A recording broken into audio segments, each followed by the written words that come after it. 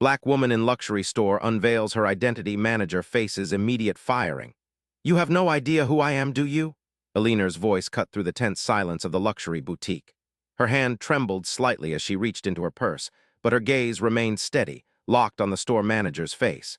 Thomas Bennett's expression shifted from smug superiority to uncertainty. The security guards he'd summoned hovered awkwardly nearby, exchanging uncomfortable glances. The other customers had stopped browsing, transfixed by the confrontation unfolding before them. Ma'am, as I've explained, we have certain clientele standards, and Thomas began, his voice strained with forced politeness. Certain clientele standards, Eleanor repeated, her tone dangerously calm as she slowly withdrew a business card and placed it on the glass counter between them. Would that include the woman who donated $5 million to fund your corporate headquarters' new wing last year? Thomas glanced down at the card, his face draining of color. You're Eleanor Washington, the Eleanor Washington. The very same, she replied as whispers rippled through the gathered crowd. Now I'd like to speak with your regional director, immediately. Thomas fumbled for his phone, panic etched across his features. Ms. Washington, please, there's been a terrible misunderstanding. No misunderstanding at all, Mr. Bennett, Eleanor said, straightening her simple cardigan. You made yourself perfectly clear. And now so have I. The boutique's phone rang, and a pale-faced assistant whispered something in Thomas's ear. His shoulders slumped in defeat. Ms. Washington, I've just been informed that the regional director is already on her way. She asked me to tell you that effective immediately, his voice cracked. I've been terminated from my position. But let's go back to how this all started. It was just 3 hours earlier when Eleanor Washington began what should have been an ordinary Thursday morning. Eleanor Washington stood at her bathroom mirror, applying a touch of lipstick, the same shade of coral she'd worn for decades. At 68, her face had earned its lines, each one a testament to a life fully lived. Her silver-streaked hair was pulled back in a simple bun, elegant but unassuming. Through the open door, she could hear the morning news playing on the television, another report about economic uncertainty. Eleanor smiled to herself. Her late husband James would have had plenty to say about that. After building Washington Financial Services from a small investment firm into one of the largest black-owned businesses in the country, James had never lost his passion for economics or his commitment to community investment. In the 5 years since his passing, Eleanor had continued his legacy, though mostly from behind the scenes. She preferred to let their daughter Zoe handle the public-facing aspects of the business now. Eleanor's role was ensuring James's philanthropic vision remained intact. Good morning, Ms. Eleanor, called a cheerful voice from downstairs. I've brought your tea. Thank you, Marie, Eleanor replied, making her way carefully down the curved staircase of her home. Despite the mansion's grandeur, a colonial revival masterpiece on 3 acres, outside the city, Eleanor had insisted on keeping much of the decor from their early years together. The living room still featured the same record player where she and James had danced to Motown classics when they were newlyweds in 1978. Marie, Eleanor's housekeeper of 15 years, placed a cup of Earl Grey on the side table next to Eleanor's favorite armchair. Will you be having breakfast before your appointment, Ms. Eleanor? Just toast, thank you, Eleanor replied, settling into her chair and opening her leather-bound planner. I'm not very hungry this morning. Still nervous about the procedure? Marie asked gently. Eleanor nodded. Just a bit. Dr. Simmons assures me it's routine, but at my age. She trailed off, glancing at the photo of James on the mantelpiece. I suppose I'm being silly. Not silly at all, Marie said firmly. Dr. Simmons is the best cardiologist in the state. You're in good hands. Eleanor smiled gratefully. Her mild heart arrhythmia had been manageable with medication, but recent episodes had concerned her doctor enough to recommend a more permanent solution. Today was just a pre-procedure consultation, but it had Eleanor contemplating her mortality more than she cared to admit. After breakfast, Eleanor changed into a simple outfit, comfortable slacks, a blue blouse, and a light cardigan. Though she owned designer clothes for formal occasions, Eleanor preferred practical, modest attire for everyday wear. James had always teased her about it. The wealthiest woman in the city, he'd say, and you dress like you're heading to a PTA meeting. As Eleanor gathered her purse and keys, her phone rang. The screen displayed Zoe calling with a photo of her daughter's smiling face. Good morning, sweetheart, Eleanor answered. Morning, Mom, just checking in before your appointment. Do you want me to come with you? Zoe's voice carried the same authoritative tone she used in board meetings, but Eleanor could hear the underlying concern. That's not necessary, dear, it's just a consultation. I know, but I've been driving myself to appointments since before you were born, Eleanor chuckled. I'm perfectly capable. Fine, Zoe relented. But call me right after, okay? And don't forget we have the foundation dinner tonight. The caterer called with questions about the menu. I'll handle it this afternoon, Eleanor promised. Oh, and after my appointment I might stop by Harrington's. My watch has been running slow. Harrington's? Mom, why don't you go to Cartier or Tiffany's? That watch is worth more than some cars. Because Harold Harrington has been servicing this watch since your father gave it to me on our 20th anniversary, Eleanor replied. I trust him, Zoe sighed. You and your loyalty to these old businesses. The Harringtons' building isn't even in a good neighborhood anymore. It was our neighborhood, Zoe, Eleanor reminded her gently, where your father and I started our life together. There was a pause on the line. I know, Mom, I just worry about you sometimes. I'll be fine. Love you, sweetheart. Love you too, Mom. Eleanor ended the call and slipped the phone into her purse alongside her wallet, a packet of tissues, and the gold fountain pen James had used to sign their first business loan in 1981. She never left home without it. The drive to the medical center was uneventful, the radio playing a Gladys Knight song that transported Eleanor back to her college days. She hummed along, memories of campus protests and voter registration drives flowing through her mind. She and James had met during a civil rights demonstration in 1973, both of them passionate about creating change. They'd channeled that passion into building a business that would create opportunities for their community. Dr. Simmons' office was on the third floor of a sleek medical building named, ironically, after one of the city's historic segregationists, a fact that never failed to make Eleanor shake her head. History had a way of being rewritten by bronze plaques and generous donations. Mrs. Washington, so good to see you, Dr. Simmons greeted her warmly, standing as she entered his office. A tall man with salt-and-pepper hair and kind eyes behind wire-rimmed glasses, he'd been Eleanor's cardiologist for over a decade. Eleanor, please, she corrected him with a smile. Mrs. Washington makes me feel ancient. You're one of my youngest patients at heart, he replied, gesturing for her to take a seat. How have you been feeling since our last visit? About the same. Some fluttering now and then, especially in the evenings. Dr. Simmons nodded, reviewing her chart. Your test results look good overall. Blood pressure is excellent. Whatever you're doing, keep it up.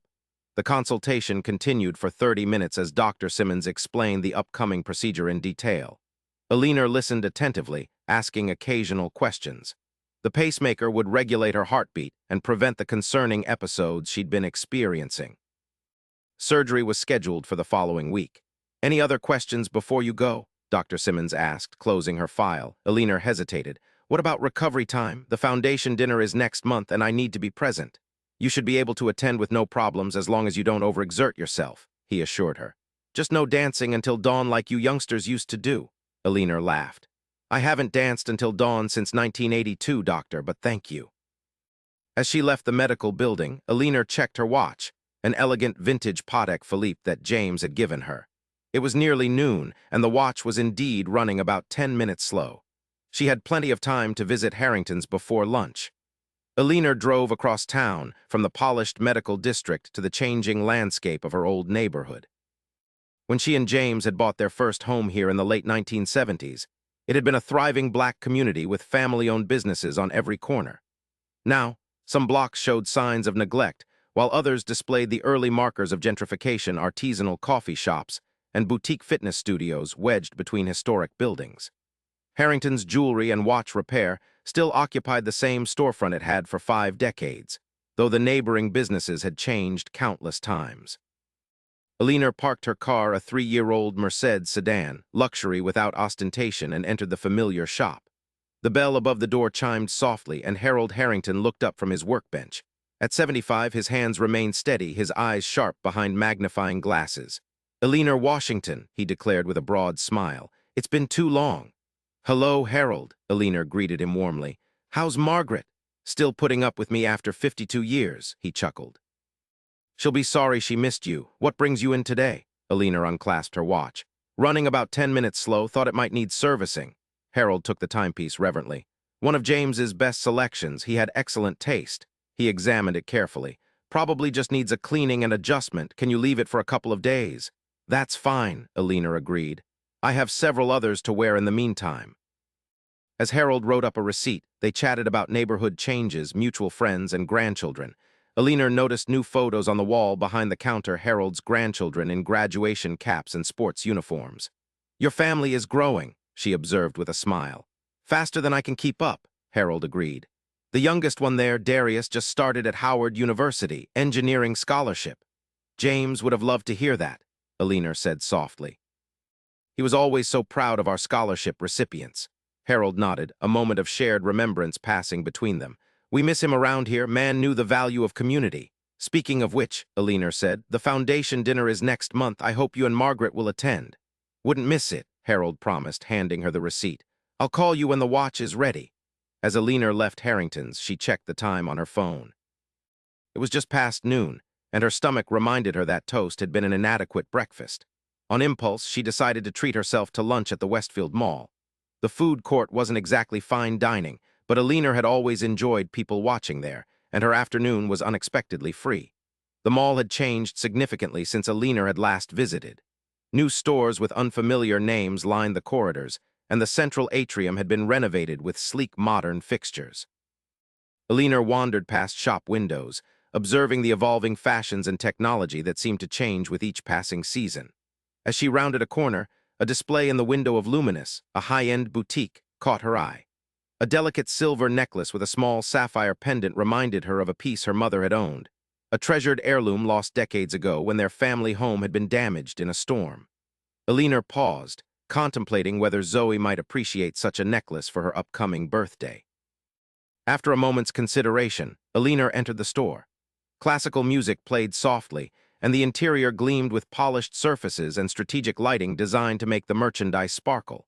Only two other customers browsed the displays, a younger woman examining diamond earrings and an older gentleman being helped by a sales associate. Eleanor approached the necklace display, admiring the craftsmanship of several pieces. The sapphire pendant that had caught her attention was even more beautiful up close. "Can I help you find something?" Eleanor turned to see a young woman in a black dress, her name tag reading Jessica. The sales associate smiled politely, though her eyes flicked briefly to Eleanor's simple attire. "Yes, I'd like to see that sapphire pendant, please," Eleanor replied. "Of course," Jessica said, unlocking the display case. She carefully lifted the necklace and placed it on a velvet tray for Eleanor's inspection. Eleanor examined the piece, appreciating the quality of the setting and the deep blue of the stone. "It's lovely. What's the price?" "This piece is $4,850, Jessica informed her. Eleanor nodded, unsurprised by the figure. "And do you have matching earrings?" A slight hesitation flickered across Jessica's face. "We do, but they're—" She seemed to search for the right words. "They're in a similar price range." "That's fine," Eleanor assured her. "I'd like to see those as well." Jessica nodded and moved to retrieve the earrings from another display case. As she did, a man in his 40s approached, his tailored suit and confident stride marking him as someone in authority. "Jessica, I'll take over here," he said smoothly. "Mrs. Abernathy needs your assistance with the tennis bracelets." Jessica looked momentarily confused but nodded. "Of course, Mr. Bennett." She turned to Eleanor. "Mr. Bennett is our manager. He'll help you." As Jessica walked away, Thomas Bennett gave Eleanor a practiced smile that didn't quite reach his eyes. "Good afternoon, ma'am. I understand you're interested in our sapphire collection?" "Yes, the pendant and matching earrings," Eleanor confirmed. Thomas cleared his throat softly. "These are some of our most exclusive pieces. The set would be over $9,000. "I'm aware," Eleanor replied simply. Something in Thomas's demeanor shifted subtly. "We also have some lovely costume jewelry pieces that might be more suitable. They have a similar appearance at a fraction of the price." Eleanor's eyebrow arched slightly. "I'm not interested in costume jewelry, Mr. Bennett. I'd like to see the matching earrings for this pendant, please." Thomas hesitated, then said, "Perhaps I could show you our silver collection instead. We have some beautiful pieces that are more accessible." The implication hung in the air between them. Eleanor had experienced this kind of treatment before, though less frequently in recent years. Usually, she simply took her business elsewhere. Today, however, something about Thomas Bennett's condescending smile triggered a deeper response. "Mr. Bennett," Eleanor said evenly, "I came in to purchase the sapphire set. If you're unwilling to show it to me, I'll need to speak with someone who can." Thomas's smile tightened. "Ma'am, I'm simply trying to help you find something within your budget. These luxury pieces require a certain level of investment." "And what makes you assume they're beyond my budget?" Eleanor asked, her voice remaining calm even as her pulse quickened with a familiar indignation. Thomas glanced pointedly at her simple cardigan and lack of visible designer labels. Luminous caters to a particular clientele. Our pieces are investment quality, and we find that our typical customers are prepared for that level of purchase. Eleanor nodded slowly, understanding perfectly what was happening. I see. And what does your typical customer look like, Mr. Bennett? The manager shifted uncomfortably. I simply meant that our regular clients generally make their status more apparent. Their status, Eleanor repeated. I understand completely. She reached for her purse, and Thomas Bennett seemed to relax, apparently believing she was preparing to leave. Instead, Eleanor withdrew her wallet. I'd like to speak with your regional manager, she stated firmly. Thomas's expression hardened.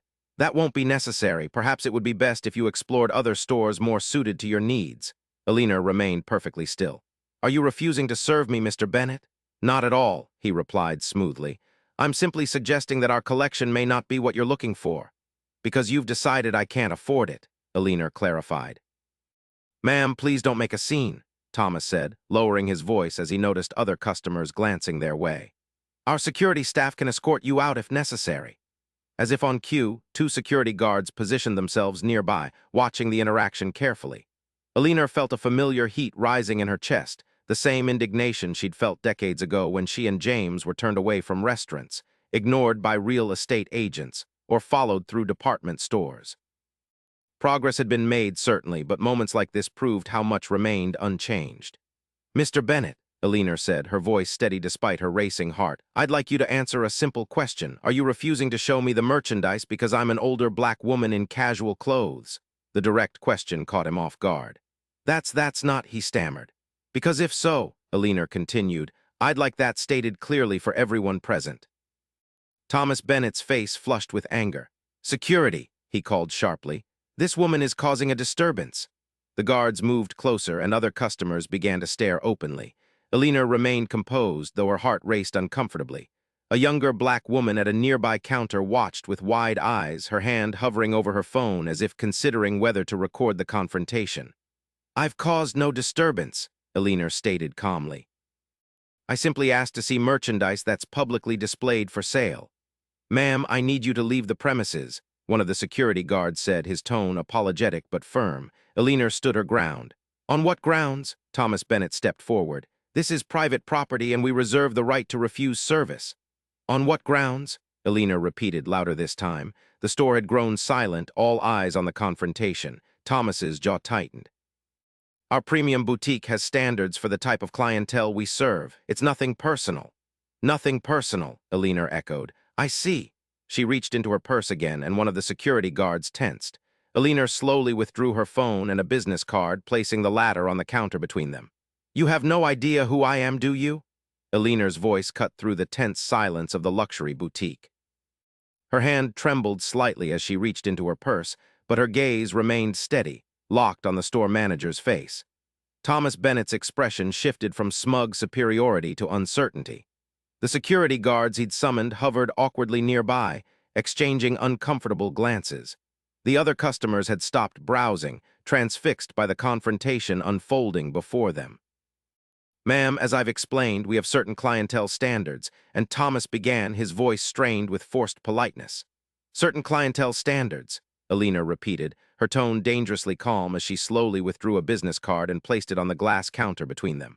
Would that include the woman who donated $5 million to fund your corporate headquarters' new wing last year? Thomas glanced down at the card, his face draining of color. You're Eleanor Washington. The Eleanor Washington. The very same, she replied as whispers rippled through the gathered crowd. Now I'd like to speak with your regional director, immediately. Thomas fumbled for his phone, panic etched across his features. Ms. Washington, please, there's been a terrible misunderstanding. No misunderstanding at all, Mr. Bennett, Eleanor said, straightening her simple cardigan. You made yourself perfectly clear. And now so have I. The boutique's phone rang, and a pale-faced assistant whispered something in Thomas's ear. His shoulders slumped in defeat. Ms. Washington, I've just been informed that the regional director is already on her way. She asked me to tell you that effective immediately his voice cracked. I've been terminated from my position. Please allow me to assist you personally. As they returned to the sales floor, the atmosphere in the store had completely transformed. Staff members whispered among themselves, casting curious glances at Eleanor. The security guards had disappeared, and other customers pretended not to watch as Olivia herself carefully displayed the sapphire earrings alongside the pendant. "These are beautiful pieces," Olivia said, her professional demeanor returning. "Part of our celestial collection." Eleanor examined the earrings. "They remind me of something my mother once owned. I think my daughter will love them." "I'm sure she will," Olivia agreed, relief evident in her voice at the return to normal business. "Shall I prepare them for you?" "Yes, please," Eleanor confirmed. "And I'd like to see your selection of men's watches as well. My grandson graduates next month." As Olivia eagerly showcased their premium watch collection, Eleanor's phone buzzed with a text message. It was from Zoe. "How was the appointment? Everything okay?" Eleanor typed a quick reply. "Doctor says all is well. We'll tell you more at dinner." "Shopping for your birthday now. Don't ask questions." She smiled to herself as she put the phone away. Zoe would be surprised by the earrings, and probably more surprised by the story that came with them. By the time Eleanor completed her purchases, the sapphire set for Zoe and a handsome watch for her grandson, word of her identity had spread throughout the mall. As she left Luminous with her elegantly wrapped packages, Eleanor noticed staff from neighboring stores watching her with newfound respect and curiosity. 3 weeks later, Eleanor stood at the podium in the grand ballroom of the Westfield Hotel, addressing the annual Washington Foundation benefit dinner. The room was filled with corporate sponsors, community leaders, and scholarship recipients, the future James had envisioned when he established the foundation 30 years earlier. "Progress is rarely linear," Eleanor said to the attentive audience. "Sometimes it arrives in breakthroughs, sometimes in heartbreaking increments, but most often it happens in ordinary moments when we choose a different path than the one laid before us." In the audience, Zoe watched her mother with pride, the sapphire earrings glittering at her ears. Beside her sat Harold and Margaret Harrington, longtime friends and supporters. And at a table near the back, looking somewhat uncomfortable in a formal suit, sat Thomas Bennett. "3 weeks ago," Eleanor continued, "I experienced a familiar moment of discrimination, the kind many of us have faced throughout our lives." She paused, letting her gaze sweep across the diverse crowd. What made this encounter different wasn't the bias itself, but what happened afterward. Eleanor described her experience at Luminous, careful not to name Thomas directly. She explained the choice to create an opportunity for learning rather than punishment, and the subsequent partnership between the Washington Foundation and the Luminous corporate leadership to implement new training programs. "When James and I started our business in 1975, we were often the only black faces in rooms of power," Eleanor recalled. "He used to say that we had 2 choices. We could fight to get into those rooms, or we could build our own rooms and invite everyone in." James chose both paths, and so have I. After her speech, as guests mingled during the reception, Eleanor found herself face to face with Thomas Bennett.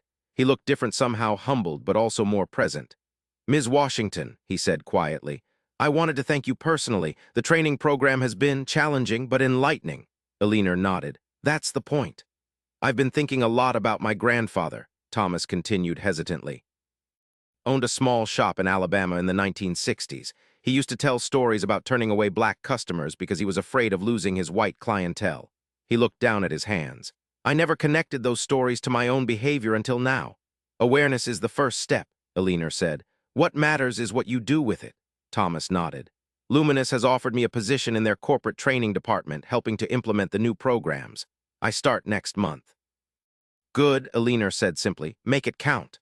As Thomas moved away, Zoe approached, elegant in her navy gown. "Was that him, the manager?" Eleanor nodded. "He's learning." Zoe shook her head in amazement. "I would have sued the company into oblivion. You turned it into a foundation program." "Your father's influence," Eleanor smiled. "He always said bitterness corrodes the vessel that carries it." "I miss his wisdom," Zoe said softly. "As do I," Eleanor agreed. "Every day." Later that evening, as the event wound down, Eleanor stepped outside for a moment of quiet. The night air was cool, and stars dotted the clear sky above. She thought about James, about the world they had tried to build together, and about how much work remained undone. Her phone buzzed with a notification. It was an email from Olivia Chen, containing the quarterly report on the new training initiative. The preliminary results were promising. Participants reported significant shifts in awareness, and customer satisfaction scores were trending upward across all demographics. Eleanor smiled as she slipped the phone back into her purse. James would have appreciated the data. He had always believed in measuring progress, no matter how incremental. As she prepared to return to the ballroom, Eleanor noticed a young woman approaching, the same one who had witnessed the confrontation at Luminous. She was dressed in hotel staff attire, carrying a tray of empty glasses. "Ms. Washington," the young woman said hesitantly, "I'm sorry to bother you. My name is Keisha. I just wanted to say thank you." "For what, dear?" Eleanor asked. "I was there that day at Luminous," Keisha explained. "I've worked at the mall for 3 years, and I've seen how they treat people who look like us. No one ever called it out before." She paused. "It inspired me to apply for one of your foundation scholarships. I want to finish my business degree." Eleanor felt a warmth spread through her chest that had nothing to do with her heart condition.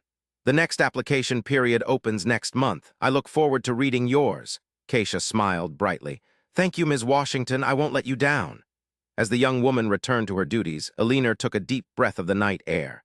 The world changed slowly, sometimes painfully so. But in moments like this, she could see James's vision taking shape, one encounter, one scholarship, one changed mind at a time. Eleanor Washington straightened her shoulders and returned to the ballroom, where her daughter waited to drive her home. Tomorrow would bring another doctor's appointment, another foundation meeting, another opportunity to continue the work she and James had started all those years ago. The sapphire earrings had been a hit with Zoe, who had insisted on wearing them tonight despite their casual origin story.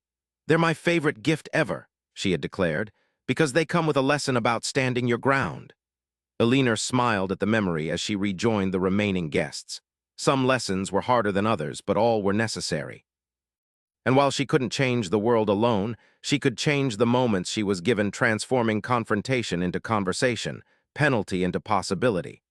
That, Eleanor thought as she collected her things to leave, would have made James proud. Thank you for listening. If this story touched you, please subscribe and share your thoughts in the comments.